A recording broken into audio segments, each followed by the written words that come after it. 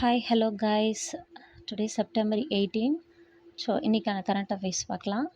ஸ்ட்ரைட்டாக current affairs போயிடலாம். உலக தண்ணீர் கண்காணிப்பு தினம் அப்படின்னு செப்டம்பர் 18 வந்து செலிப்ரேட் பண்ணுறோம். உலக மூங்கில் தினம் செப்டம்பர் 18 செலிப்ரேட் பண்ணுறோம்.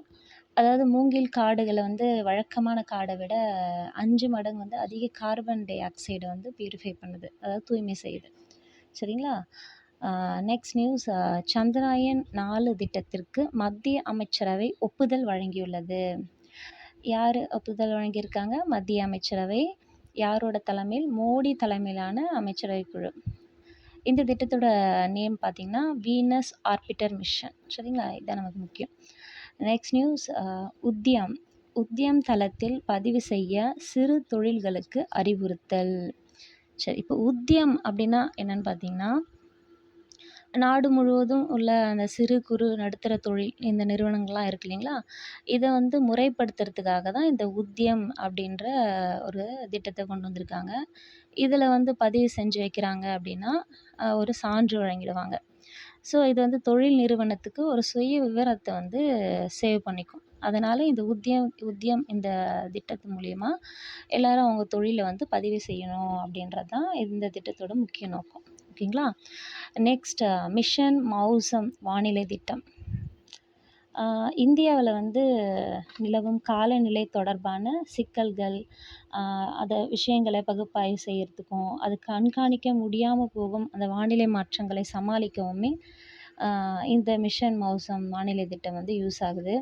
ரொம்ப தீவிரமான வானிலை நிகழ்வை கூட முன்கூட்டியாகவே வந்து இந்த திட்டத்தின் மூலயமா நம்ம அறிஞ்சிக்கலாம். சரிங்களா? அதனால தான் இந்த திட்டத்தை தொடங்கியிருக்காங்க. நெக்ஸ்ட், இந்த திட்டத்தை வந்து இந்த 2024 செப்டம்பர் 11 தான் ஒப்புதல் அளிச்சிருக்காங்க. இதுக்காக வந்து அரசு வந்து 2000 கோடியை வந்து நிதி ஒதுக்கியிருக்காங்க. சரிங்களா? நெக்ஸ்ட் நியூஸ், 4வது குவாட் உச்சி மாநாடு அமெரிக்காவில் நடைபெற உள்ளது அப்படின்ற நியூஸ். இது வந்து செப்டம்பர் 21 வந்து நடைபெற உள்ளது. நெக்ஸ்ட் நியூஸ், 75வது திமுக பவள விழா மற்றும் உப்பேறு விழாவில் வழங்கப்பட்ட விருதுகள். திமுக வந்து 75வது விழா வந்து கொண்டாடியிருக்காங்க, பவள விழா. இந்த விழாவில் யார் யாருக்கெல்லாம் விருது வழங்கியிருக்காங்க அப்படின்னு நம்ம பார்ப்போம். இந்த விருது பட்டியலாம் ரொம்ப நம்ம முக்கியம். ஃபஸ்ட்டு பாப்பா வம்பால். சரிங்களா? பாப்பா வம்பால் அவங்களுக்கு என்ன விருது வழங்கியிருக்காங்கன்னா பெரியார் விருது. மீசா ராமநாதன் இவங்களுக்கு அண்ணா விருது வழங்கியிருக்காங்க. ஜெகத் ரட்சகன் இவங்களுக்கு கலைஞர் விருது. தமிழ்தாசன் பாவேந்தர் விருது. விபி ராஜன் பேராசிரியர் விருது. எஸ்எஸ் பழனிமாணிக்கம் முக ஸ்டாலின் விருது வழங்கி இவங்கள கௌரவிச்சிருக்காங்க. சரிங்களா? Next, sports news. சலிமா ஹிந்தியால் ஐசிசி சர்வதேச மேம்பாட்டு நடுவர்களின் குழுவிற்கு பரிந்துரைக்கப்பட்ட முதல் பாகிஸ்தான் பெண்மணி ஆவார். அதாவது சர்வதேச பெண்கள் கிரிக்கெட் போட்டியில் நடுவராக இவங்களை வந்து பரிந்துரைச்சிருக்காங்க. எந்த நாட்டை சேர்ந்தவங்கன்னா பாகிஸ்தான். அதுவும் ஒரு முதல் பெண்மணி.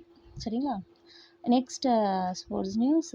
சீனாவில் நடைபெற்ற ஆசிய சாம்பியன்ஸ் கோப்பை ஹாக்கி போட்டியில் சீனாவை வந்து இந்தியா 5வது முறையாக வீழ்த்தி சாம்பியன் பட்டத்தை வென்றிருக்கு.